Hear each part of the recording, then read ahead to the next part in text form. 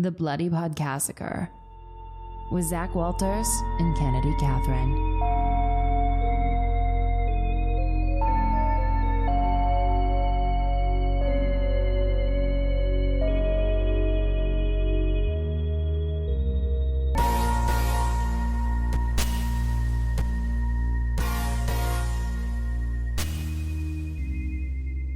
Ready when you are.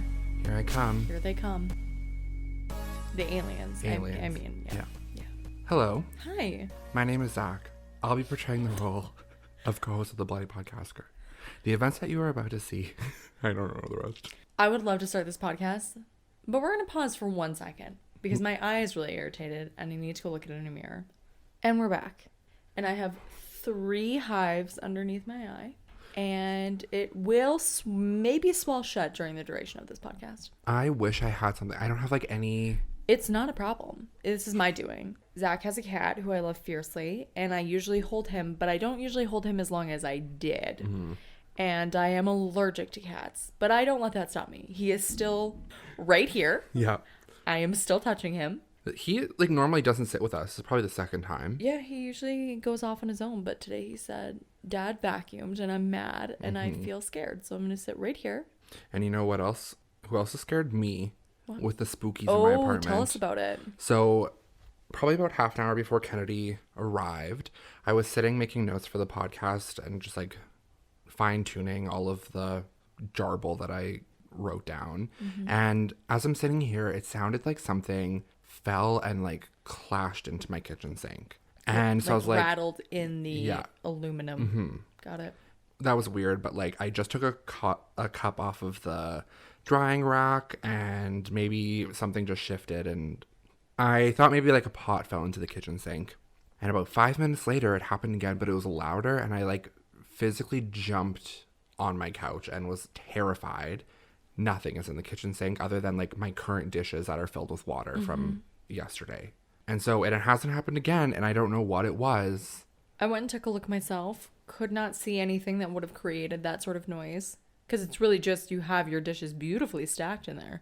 Thank you. So I don't know how or what or why.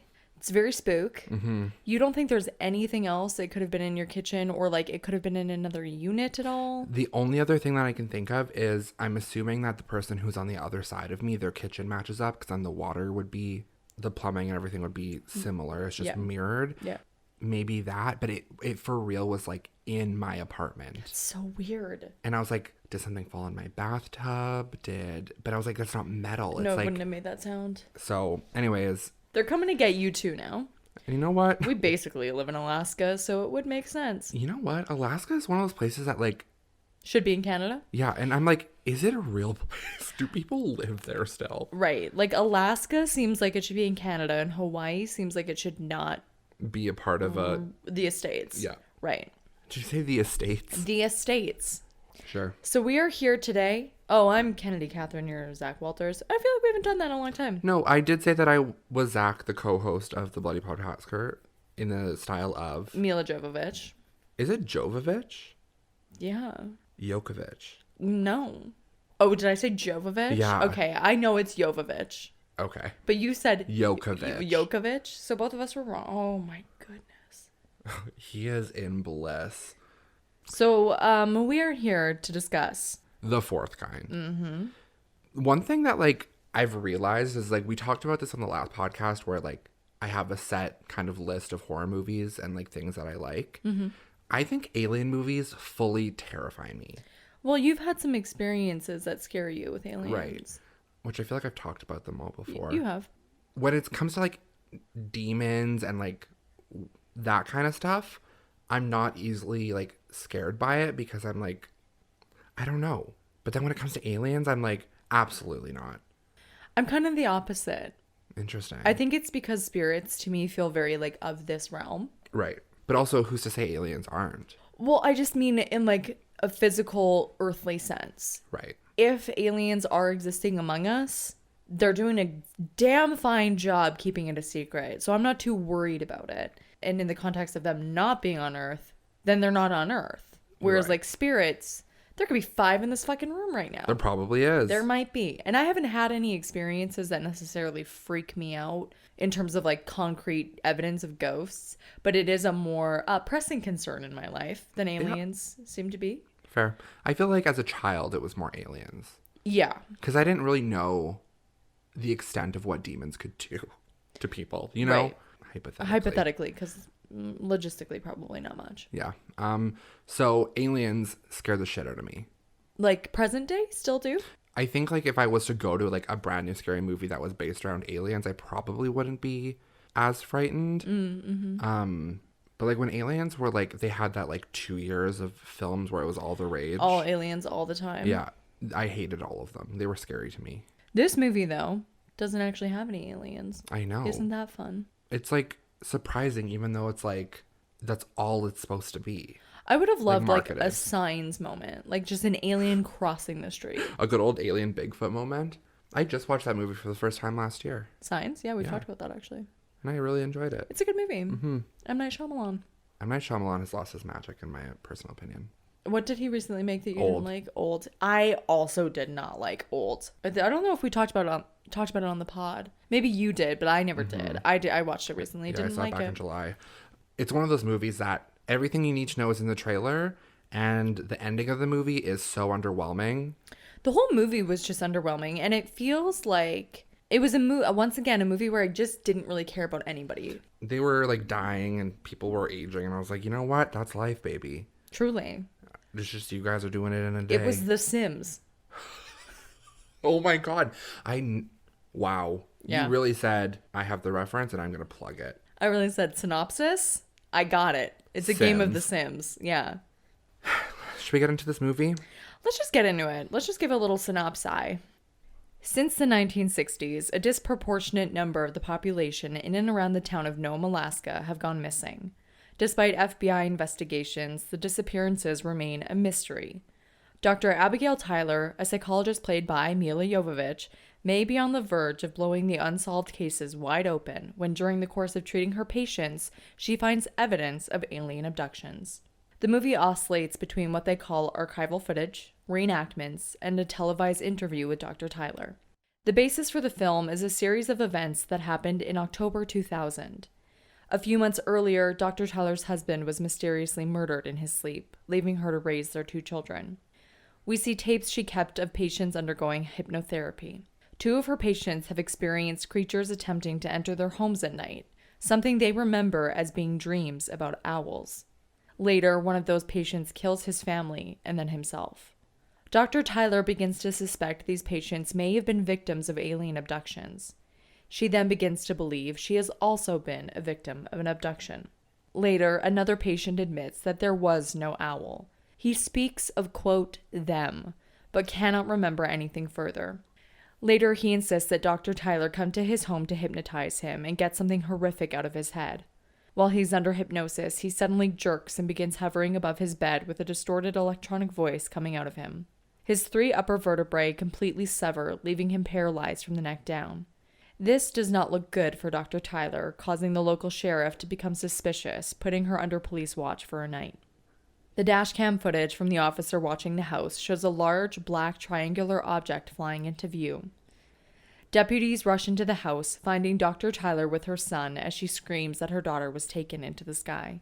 Not believing her abduction theory, they suspect her and her daughter's disappearance and remove her son from her custody. He goes with them willingly, not believing the abduction theory either. Under hypnosis, it is revealed that Dr. Tyler witnessed the abduction of her daughter and also showed scenes of her own abduction, showing part of the ship and hinting they possibly took human egg cells from her as well. The camera scrambles and she begs the alien to bring her daughter back. It says that it will never return her. She is abducted during the hypnosis session with no memory of what happened. She wakes up in a hospital after breaking her neck in the abduction. Later, it's shown that she is paralyzed. In the present, she is asked how anyone can take her claims of alien abduction seriously. She says she has no choice but to believe her daughter is still alive. The interview ends as she breaks down in tears. In the film's epilogue, it states that she was cleared of all charges against her. Her son remains estranged, and her daughter was never found.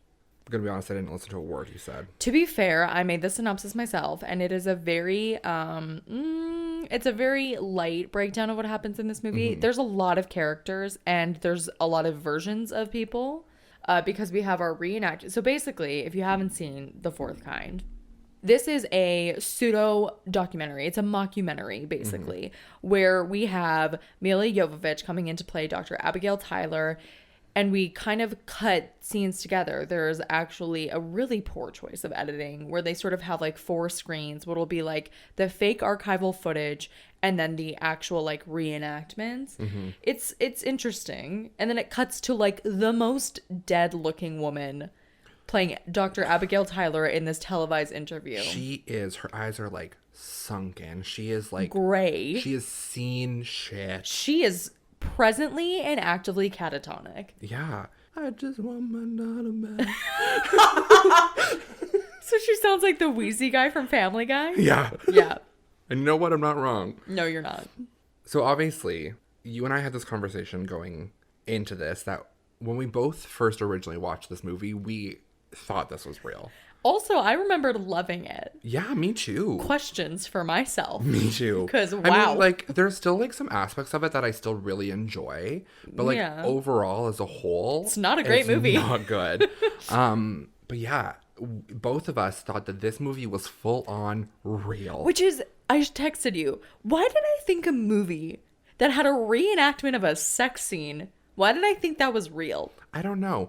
Why do reenactments? If you're trying to make this found footage style movie, you have the footage. You have the footage. Why? I watched do one or the other. I watched a ton of like videos and read a ton of reviews, and basically all it boils down to is like, why any of it? Why any of the editing choices? Yep. Why was Dr. Abigail ever even like involved in research for this? Why was her husband? Okay, but why was her husband? Why was he partially doing it in secret? Was he actually murdered, or did he actually commit suicide? Why was her daughter abducted? Why?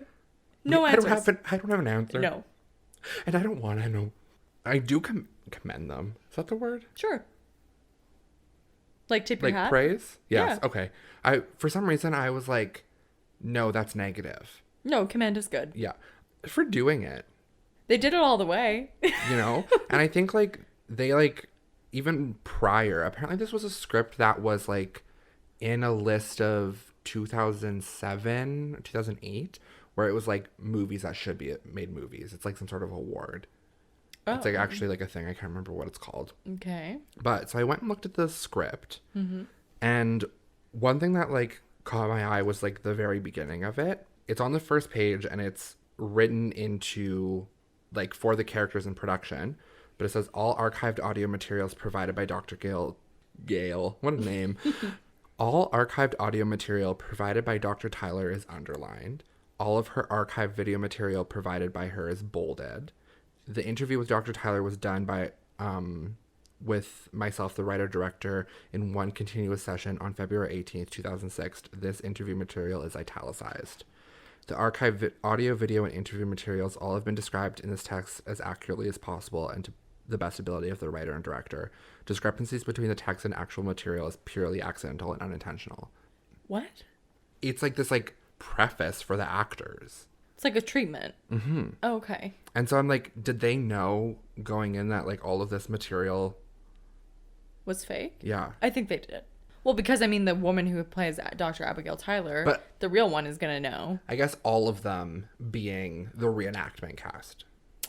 I would say yes, given that these are all professional actors. Like, there's some gets in this movie. Like, Milla Jovovich is a good actress. Yeah. What is his name? Elias he's in so many horror films. Elias Koteas. He played her kind of like her counterpart, Abel. They would all know. Yeah. They're professional actors. Listen. Yes? I didn't like it. Here's what I like about this movie. Okay, let's get into that. I do like my favorite scene, which I will get into more, is like the very ending one where the alien has contacted her. Yes. And she kind of becomes paralyzed. Right. I don't like it because she is paralyzed. But she did become paralyzed. Yes. But I liked all of the like VHS tapes. Yeah. I thought that they were all very well done. They were all realistic in a sense. The better acting happening in those than the Yeah. actual fucking professional actors. Like specifically one that like I was like, this is better in the real one was the first guy. yes, where he's screaming and he's in that bed and he sits up straight. Oh, also the guy who like kicks over the side table. Oh, yeah. Also very good. Sorry, I just had like a weird flashback when you said that. Did you kick over a side table once? No. So I remember now. So when I watched this movie in high school and I was Googling, like, was it real? And then I remember, like, looking, like, the lamp that was in that one where he kicks it over is later in a scene where Mila Jovovich, The whole thing was a struggle. Mila Jovovich. Yeah. It's, like, in her office. Oh, Or like something. Continuity. Yeah, so there's like a bunch of like errors like that, and so She just went back to order. She just got it on she's got replicas in the yeah, back she said office. these tapes. Oh, I guess she never saw the tapes. She was the living tape. Well, also like she's a therapist. She's used to violent outbursts. Yeah. She's gonna have multiple lamps. Puts it down every day, and she's like, if it breaks, I got a new one in the back. Yeah, exactly. I don't even remember where I was going with that. When you first saw it, you Googled it to see if it was real, and then you saw the whole thing about Before the that. tapes. Shit. Things we liked about it. Things we liked. Yes. So I just really like the found footage aspect of it. Yes, absolutely. And I feel like it did something that I had never seen before and haven't really seen again. Like, well, obviously, Yeah. we've seen mockumentary stuff and found footage. This blend is not something that I know I've ever seen before. I don't think that they Blair Witched the United States, like No. the United States. Well, I don't think they Blair Witched the world by it. Like, I think people were like, no. they could see through it. Yeah, because the acting, quite honestly, was not very good. No, but as a child, we were told. Absolutely. I wasn't even a child. I was no. probably 16 Yeah. and I got duped. Yeah. Good for them, though. They got me. Yeah, you're right. I don't think I've ever seen something like it again. No. Interesting. Now I kind of want to go see if there's something similar to it. The only thing that I really find interesting about like this movie, any of the research that I've done, is sort of some like moral and ethical questions about, is it okay to make like a spoof style fake story assigning this like sort of outlandish meaning or reason to these people's deaths or disappearances when this is lightly based on a true story and that is not what happened? Yeah, it's like this weird gray area. Right. So I'm just going to like kind of get into that a little bit. So in this real town, because this is a real town, Gnome, Alaska, but they actually shot in Bulgaria, which is interesting. So in this actual town, roughly 24 people went missing between 1960 and 2004. But Gnome sits like right on the coast. It's very isolated. It's very desolate. It's not a very big place at all. There is no actual roads or like a ferry system going in and out. So you have to be flown in. And so people are very isolated there and they have extremely harsh winters. So when this whole thing is happening and people are going missing, it's not really a thing, actually. It's over a span of decades, but still people think, what's going on here? And so an FBI investigation gets launched because people were starting to hypothesize that potentially there was a serial killer. And that's not what happened. Like, at no point ever in any investigations did people hypothesize that it had anything to do with UFO activity or aliens. Most of these people, it was just like a combination of horrible weather and alcohol consumption, which is something that actually happens where we live too. People drink, cars break down, they think they can walk home, or they're walking in general. People go missing because they die due to weather conditions.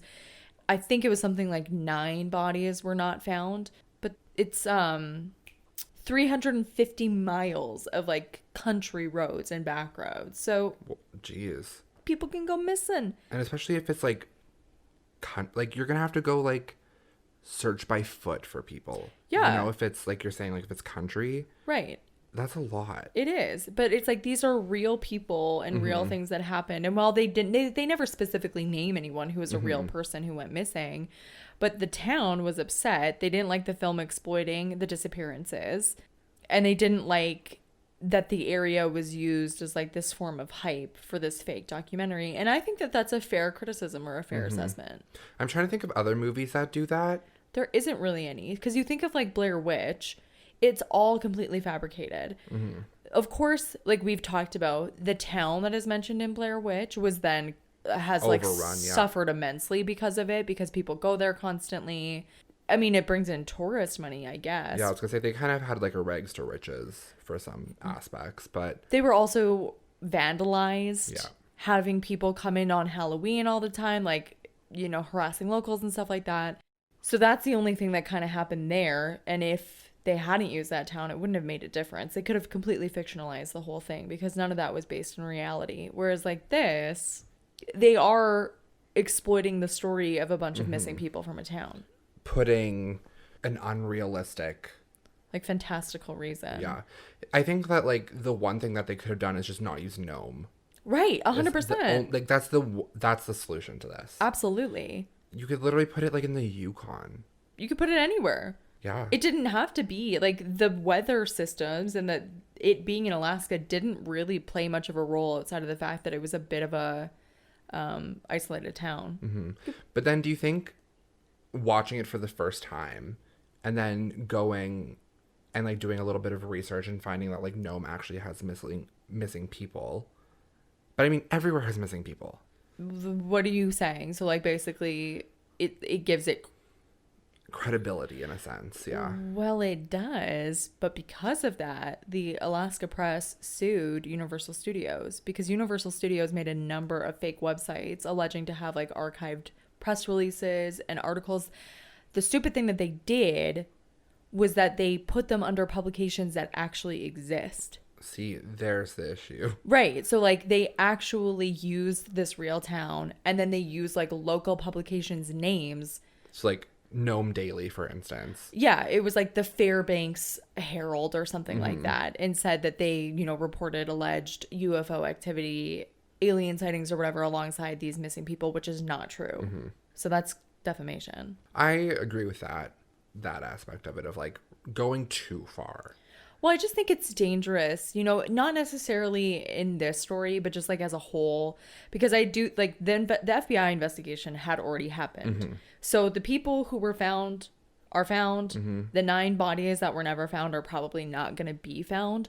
But in a more relevant case, I do think that it's a little bit dangerous to perpetuate a narrative about something that is so wildly untrue, because then people are not looking at the facts in the right way in order to have these things looked at or solved. Especially one of the main things that I took away from one of like the articles I read is that 51%, I don't remember what year this was, 51% of the population was indigenous people in Alaska. Yeah, having that narrative, oh, it's all just aliens, takes away from a lot. The truth of the lives that they've lived. Yeah. It kind of reminds me of what's just happened with Astroworld and the Travis Scott concert. How people have gone online and you'll see like videos and tweets about people being like, oh, it was so demonic. This thing that happened is so demonic. Right. It's demon activity. And it's like, it's the devil's work. Imagine losing someone to this horrifying event, and then people turn it into like this outlandish, unbelievable concept when you're just standing there being like, no, humanity is awful, and a person made terrible decisions, and the people above them and below them made horrible decisions, and now someone I love is dead. And you're exploiting that for your weird truth online, to further your narrative. It's just exploitive. It's really dangerous. Anyways, sorry, it's a tangent, but that's a good tangent. Thank you. Because that has been absolutely like heartbreaking to read. So horrifying. For these past couple of weeks. I know. That's a whole other can of worms. It really to is. Get into. But one thing that's like crazy to me, so I don't know what the population of Alaska is as a whole, but I'm assuming it's not high. I do think that Alaska is sort of similar to where we live, which is like it's a large landmass, but it's not very densely populated. 730,000 people. Wow. Yeah. According to an article in 2004, 3,323 people were reported missing in the state of Alaska. Oh, wow. Completely. That was just in 2004. And it was higher than anywhere else in the United States. Wow. Because of weather? Yeah, due to those conditions. Like just in general, people who went missing. since police began recording numbers in 1988, they've received 60,700. How do you say that? 60700. 60700. Yeah. 60,700. Yep. That sounds so stupid. Saying numbers fucks me up every time. Like if you were like 25,000, I would be like 25000 or Yeah. 2,500. Like I can never put numbers That's together. the same thing. 2,500? No, sorry. 2,500 would be 20. Yes. Or 2500. Right. And 25,000 is would be an extra. 25,000. Fuck. So yeah, this is 60700. That's how many like reports that they have received Of missing people? since 1988. Jesus Christ. And that's just like a report. So it's not to be like someone could be found the next morning, you know? Right. That's an interesting thing about missing people, particularly missing kids, is that sometimes numbers will look astronomical, but say if a child goes missing and someone calls it in and they're found like 3 minutes later down the road because they quote unquote decided to run away, that's still a number in like missing children's reports. Yeah. So yeah, that was just kind of like one thing where I was like, that is so many reports. Yeah. Just on missing people. Yeah.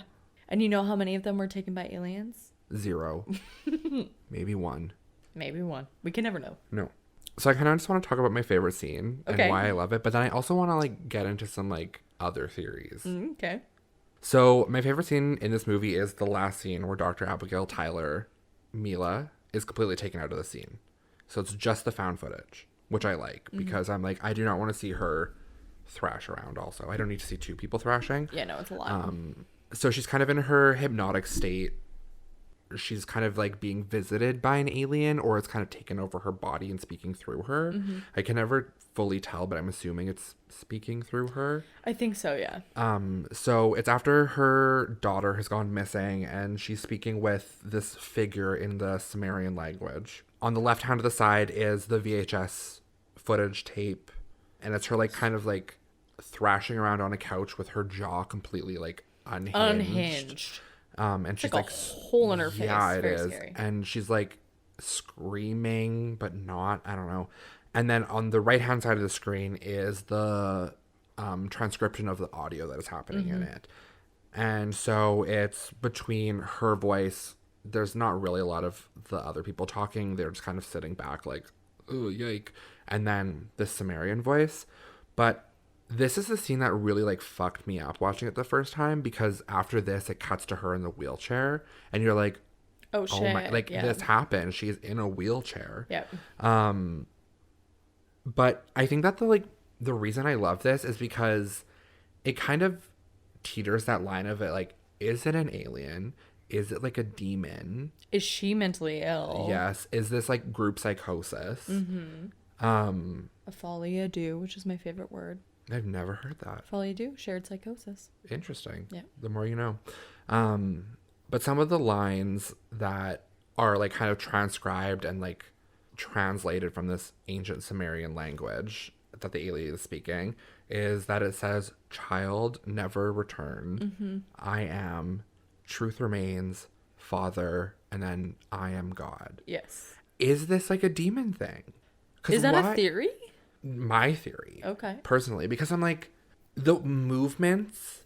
There is more of like a demonic feeling to a lot of scenes of this movie than like your stereotypical classic alien movie. Yeah, like the only like thing that I remember is like her like abduction scene that they tried to recreate was the only like alien specific. No, that's not true. Because there was that ship that went over the building. Do you remember that scene? Yeah, I mean, like, there's little things like that, but, like, for the most part, the way that people are acting feels really, like, possessed. Well, and another thing is they keep waking up at 3 a.m. Right, which is demonic activity, usually. Yeah. There's this thing where I'm like, I don't think it may be aliens. Maybe it literally just is demons. Why would an alien know an ancient Sumerian language and then threaten that you are God and that you are a father? I would think like a demon would try to mimic your belief system in, example, Christianity.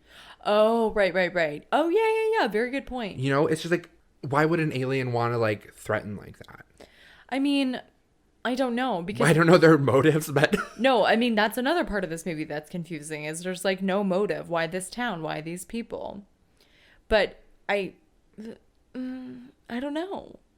That's a really good question, because I think, generally think of aliens as like sort of a benign, either like a benign presence where they're here, but they're not really like that interested in us, or they're like a much higher intelligence. Or they're coming here to invade, Right. like attack. But if they do, in my mind, they're not like we're God. Yeah. They're a whole other belief system. They don't even, they're not even tapped into like what that would mean. Interesting. So that's where I'm kind of like, why? You demons? You demons? Ghosts? Ed and Lorraine? Oh my God, I found some crazy shit out about Ed and Lorraine Warren the other day too. Like, bad things? Yeah. I don't want to know right now. All We'll right, talk about it after. later.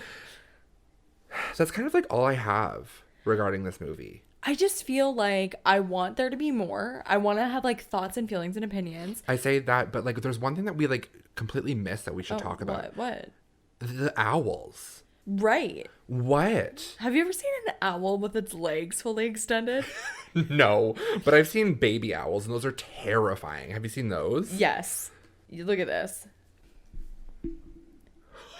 Ew. Right? Also look at that one, the bottom right hand where it's like little toes are like, hello. Yeah. Have you ever Googled megabats? I have. Why are they the size of people?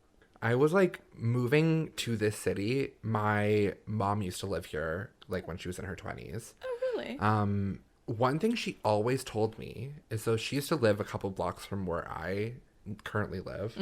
The one that's like on the corner of the bridge. Oh, yeah. And she told me all the time that she would just hear bats like in the walls like constantly. And so me expecting to move to the city, I was like, bat Big city infestation. experiences, Yeah. bats, kind of like New York with rats. Yes, but here we have the air rats. Adorable thing is that my roommate who grew up in Australia, one of her parents is Canadian, and she used to hear about bears, and she used to think that like when she was walking to school, like there would just be bears. That's amazing. Isn't it cute? Yeah. I remember also, for all of our American listeners, as a school, we went to Chicago when I was, 14, 13. We had a bunch of like kids ask us if we rode polar bears to school. Once when I was in Jamaica, a guy asked me if we lived in igloos. Yeah. And I said, no. And No. then we said, do you guys carry guns everywhere? And they went, yes. Yeah, like So- they believe like total urban legends about us. We just hope that what we believe about them isn't true, and It's it an urban is. legend. Yeah, like, or I think they also asked us if we like had moose. Like, Yeah, meese everywhere. Meese geese. How about and that moose who just broke into a school in the city?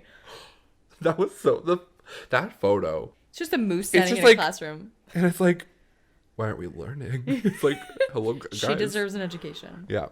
My grandparents, and by that I mean my grandpa, used to own a bison farm. Cool. Just random things. There's a bison farm on the way to my cabin, and I was like looking at them. Majestic. They're so big. They are big, and they're such an odd shape. It's like really big, and then they're like, Yeah, that's a good point. Like they would not be easy to ride. yeah. I don't think that historically bison have been ridden, but they're No. they're thick boys. Yeah. Chunky boys. And that's our animal talk. But the owls. Yeah, the owls. What That's- about them? Well, like, why are they so significant in portrayal to In regards to the alien aliens. abductions? Owls and aliens. We're just doing on-the-fly research. That's what we're all about here at the Bloody Podcassacre. Ooh, do you know what I want to know? Is if anyone is listening, and I hope that there are people are listening, if you have any, like, someone you know, like, Alien situation? yeah. My dad. What? My dad was in the paper when he was, I think, a teenager for seeing a UFO. On a day where, it, like, multiple people saw it in the city. We're gonna have to Google this after. Do you think that we'll be able to find I archived? don't. Probably not. I think we'd have to look. Like, I think we'd have to look in the library. Ugh, that sounds like work. Yeah, it does. There's a book that came out in 2020 under the psychology section called Owls, Synchronicity, and the UFO Abductee. The owl has held a place of reverence and mystique throughout history, and as strange as this might seem, owls are often showing up in conjunction with the UFO experience. Interesting. Very interesting. Owls are odd. I know. I always get excited when I see one, though. They seem so wise. You look at them and I'm like, I respect you. When was this article from? May 28th of this year. Okay. An unidentified flying object was reported over Saskatchewan earlier this month as a pilot traveling from Fairbanks, Alabama to Minneapolis, Minnesota. Why are you up in Saskatchewan? I don't know. The incident, filed with the Transport Canada Civil Aviation Daily Occurrence reporting, took place on May 9th near Hudson Bay, Saskatchewan. A pilot with Delta Airlines reported something well above them moving to the left despite the plane cruising at 39,000 feet. Well, did you know Saskatchewan has the most UFO activity behind Roswell, New Mexico? We are like insanely high statistically for UFO activity. Ew. Yeah. UFO activity and things like that are often seen in places that have a lower population and a large landmass. Ew, there was an incident 45 minutes from my hometown. Ew, I don't want to get into this right now. All right. You look upset. Yeah. It's okay. It's okay. Whenever people find things out, you just have to remind yourself. The thing has been there and been true the whole time. You just didn't know about it. It changes nothing about your life. In the same way that previously that information existed and was true and it didn't affect your life. Just because you know about it doesn't mean it's going to happen. But now I am self-aware. And self-awareness is a wonderful thing sometimes. One thing I kind of want to just also say is if you did like and still do really like this movie, I would recommend watching the movie Dark Skies. Oh, I've heard good things. Carrie Russell's in that movie, and she plays the mother of a family who their peaceful suburban life is rocked by an escalating series of disturbing events, which one of them may have arrived from beyond the stars. Ooh. And then also another one I made you watch this trailer last time we were together is Phoenix Forgotten, which is about the Phoenix Lights. That one's more like Blair Witch, found footage, alien. Fun. So those are kind of two things that I'm like, if you want like alien horror movies-ish, go to those two. Okay. Other than the Signs. Just before we go, I want to Yes. say what my biggest gripe with this movie is. Absolutely. It's extremely surface level with the characters when something profoundly traumatic is happening. You're right. Like, her husband dies in the beginning and we see, like, no mourning. We see, like, no consequence or outcome to this, like, potential murder. It's just, like, 3 months later she's raising her kids and that's it. And she's like, maybe I should finish his research? We don't care enough about anyone to care about anyone. Amen. And that goes... Cut it. Yeah, and goes to this day. Yeah. Well, should we rate it? Yeah. Scare factor is hard because I know when I first watched it, it scared the shit out Yeah. of me. But you don't see anything. The imagery is really not there outside of, like, the people look a little scary in their hypnotherapy sessions. Yeah, it's mostly like the like after that, like you're like, this could happen to me. I'm gonna wake up at 3 a.m. There's gonna be an owl. 2. So, yeah, now I would give it like a 1 or a 2. Yeah. Back then it was a 10. Unsettling. A little higher, like a 4. Yeah, I'm gonna stick with 4 as well. I was gonna say 5, but no, it doesn't go into the 50% or higher. Story. I think it's a good story that with a different cast and a little bit and a different type. You're like, it's a great story with a different production company, a different cast, a different movie, a different soundtrack. It would be great. The thought in and of itself is not bad. Right. Like a 6 seems fair to me. I agree. I put 6.5 actually. Nice. So. Was it a paper cut or was it a bloody massacre? Paper cut. Yeah, absolutely. Just leave it there. Yeah. Anyways, when this comes out, I'll be on vacation. So see you after. cool. You know where to find us. TikTok, Twitter, Instagrams, everywhere that podcasts are found, including YouTubes.